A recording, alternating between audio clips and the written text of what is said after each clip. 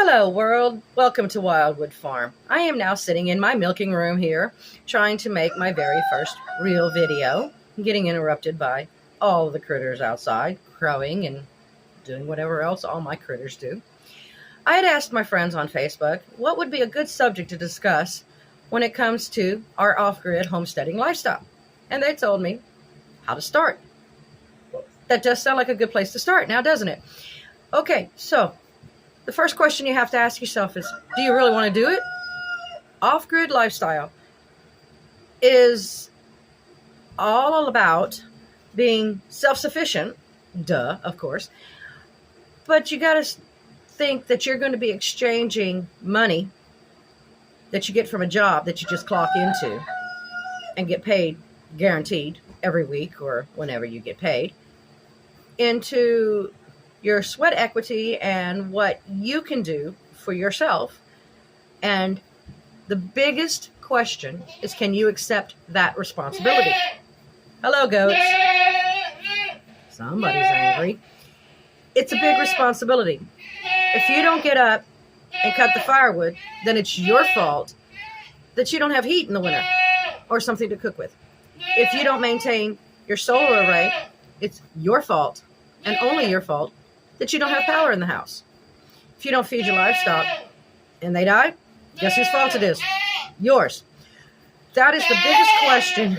Excuse the critters. They think because I'm in the barn, they have to be fed. Yeah, wrong. That is the biggest question that you and whoever else is going to be involved in this off-grid lifestyle needs to make for sure that you understand. There's no out. You don't have anybody else to fall back on. It's all on you.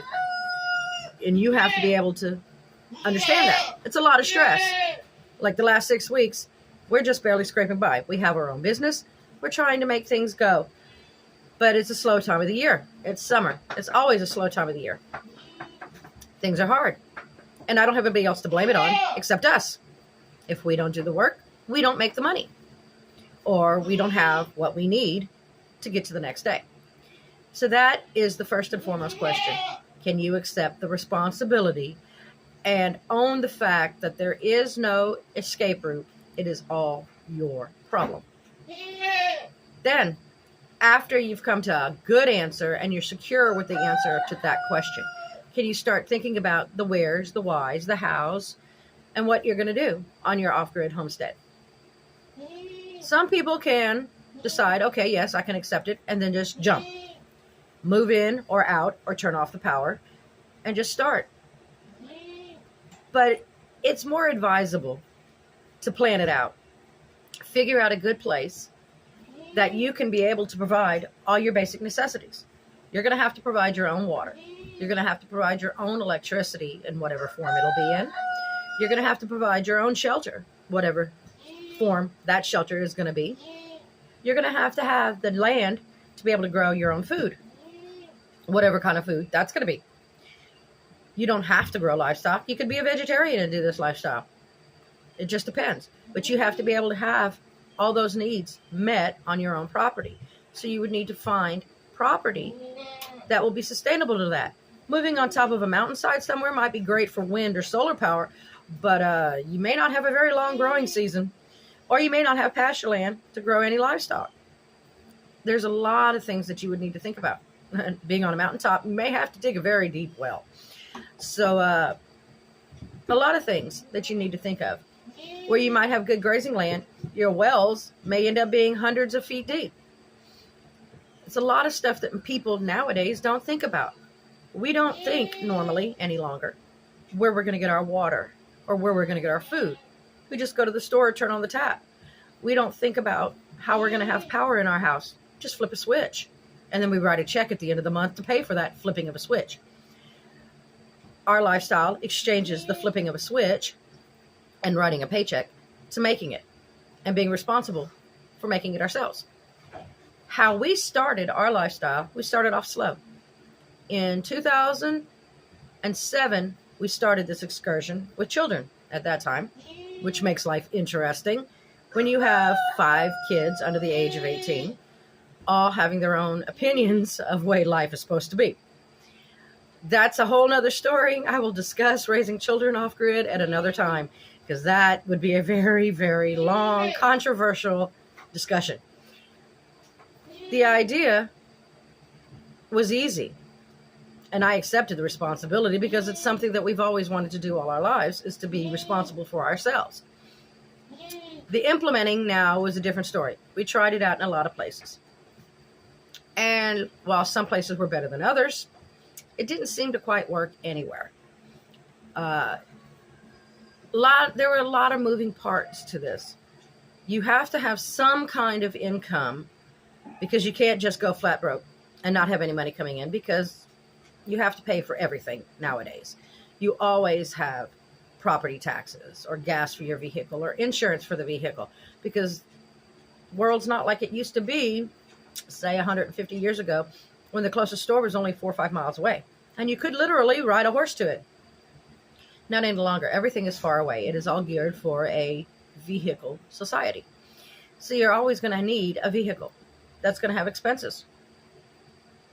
So you have to make for sure that you will have some sort of income no matter where you move. So that is another thing that you have to think of.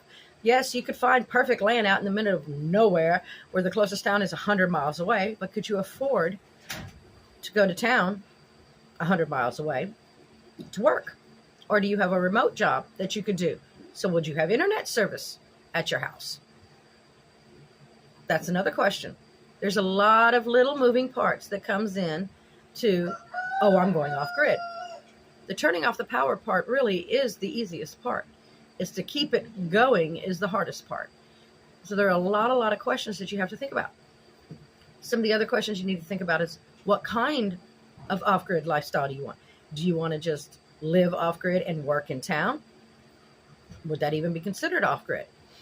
Because you're dependent on town for everything, and you still get a paycheck, so you're going to town. Chances are, if you're going to town every day for a job, you're going to be picking up groceries at the store every day.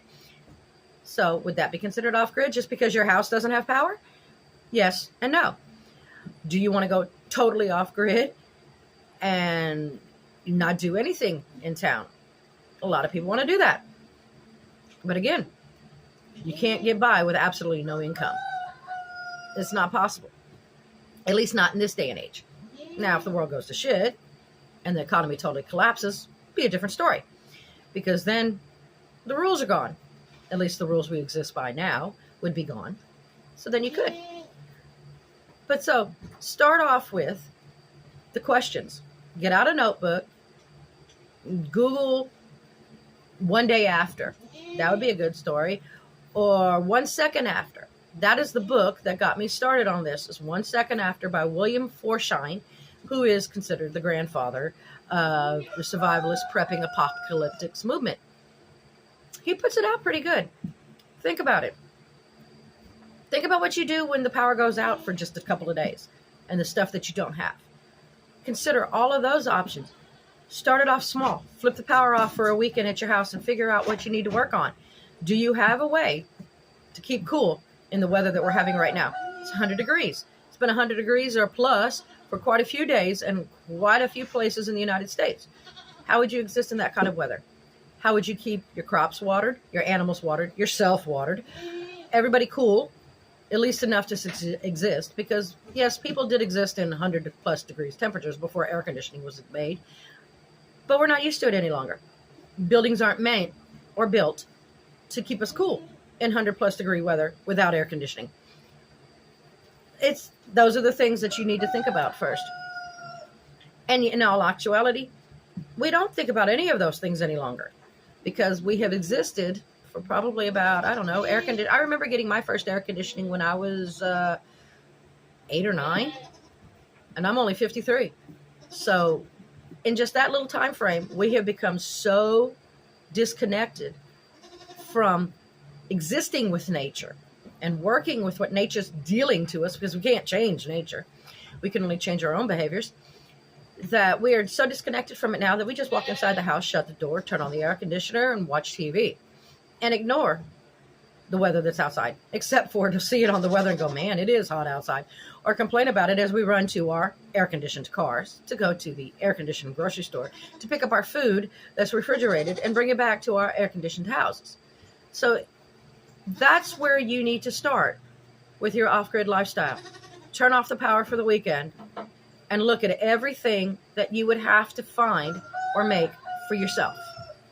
That's where you need to start. And then if you feel confident that you could do those things, because in all actuality, it would be a life or death situation. Because consider, people are dying right now because there are blackouts and the temperatures are so high in other places that people are dying from heat stroke. People died a lot from heat stroke in the past because there was no way to stay cool. So think about it. It's a life or death situation that if you cannot provide your necessaries, shelter, food, water, then you're going to die. And you won't have anybody else to blame but yourself. So start with that right there. Write it down. Hash it out. Watch movies. There's all kinds of cool movies out there that, yeah, maybe they're kind of far-fetched, but they all have a nugget of truth. So watch them and look at them and then discuss it. Don't watch them as a movie. Watch them as a lesson. Discuss it with whoever you're going to force into this lifestyle with you. And the other biggest part is you can't force your other members of your family into this lifestyle if they're not going to work with you. It will make life extremely hard on you to try to make everybody else happy when they don't want this lifestyle for real. If you've got children, well, you could turn it into a dictatorship. That's kind of what we do with our kids. Hello, we're the bosses and you're the kids. And when you're 18, you can bug out and do whatever the hell you want. But for now, this is what we're going to do. It's a lot of responsibility. And like I said, that's for another video because it's a whole nother world with kids. When it's just two adults, both of y'all need to be consenting. It's going to take work on both of, or whoever all the adults are in your life to fix this and to make it work. It doesn't work. Trust me. If you're going to be the little red hen and do all the work, and then they're just going to take advantage of it, it'll kill your soul. It will. It'll stress you out. It'll cause fights. It'll make it not worth it. But when it does work, and when there's consenting adults that are working together to make the lifestyle work, it is so very much worth it. The first time the power goes out in your area and you don't even know about it, it's amusing. Trust me, it's happened. We've been at this house since 2016 or 17. And there have been numerous times where the power has gone out and we didn't even know about it. And we went to town and all we heard was people complaining, oh man, the power's been out for so long and it's either hot or cold. It tends to go out a lot in the wintertime. And we didn't know. And it never changed our lives. It is a source of pride to know that you can take care of your basic necessities without any input from the outside world. That you can do it all on your own. And you don't know about the world until you go back into it. So it is definitely worth it. It is definitely something that everybody should think about, if not just to go off grid forever and always, or to at least be able to consider how you're going to do it if you live in Louisiana and go through a hurricane. Hey, there's wipe out the power for 5 days and it gets hot after a hurricane. How are you going to do it there? It works. Just figure out these questions and have answers for them and implement the answers. If your answer is, okay, if I'm going to go off grid, I need a generator. Look into buying a generator. Rent to own them. They're under warranty for the entire time you're paying for it. Yes, you're going to pay a fortune for it from a rent to own place, but you'll have it. The power goes out because you have a snowstorm or a tornado blow through your area. You got power. Look into installing and never using and having it. They're pretty. A wood burning fireplace in your house. Just put it in your place. They're pretty. If you ever need it, you got it. It's not something you're going, damn. Winter happens every year. Hurricanes happen in hurricane alleys every year. Snowstorms happen in snowstorm places every year. It's going to happen. Weather always happens. It gets hot every summer. It's just the facts of life. Be prepared for them. You don't have to go off grid, but you'll have what you need in case you do inadvertently go off grid because Mother Nature said, haha, power's going out. and it takes them a week to get to your area to turn the power back on. So there you go. That's where you start. Talk about it. Start first. The next video that I'm going to have will be what to do with the answers to those questions. I'll discuss that one. But if you're interested in following along, click the like and follow below, or follow me on Rumble, because I'm going to be posting it there. And please, I know I'm not very good at this, so I would love some constructive criticism or hints or ideas of what I could add to these videos in the comments down below. Thank you very much for listening to me and my little TED Talk on going off grid. Y'all have a great day. God bless you, and try to stay cool.